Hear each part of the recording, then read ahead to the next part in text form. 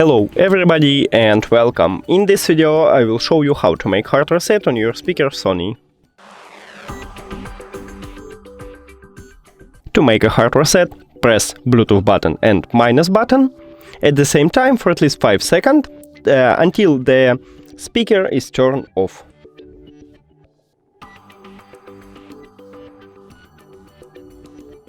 And now it's turned off. Now click the information icon or settings icon if you have Android. Forget this device, forget device. Also if you have Android, click pair new device, and after that turn on your speaker. And now click add the speaker at the device list. And we did it! Thank you for watching this video. If you found it helpful, please consider subscribing to the channel and leave the like on the video. It's really important to us. See you later!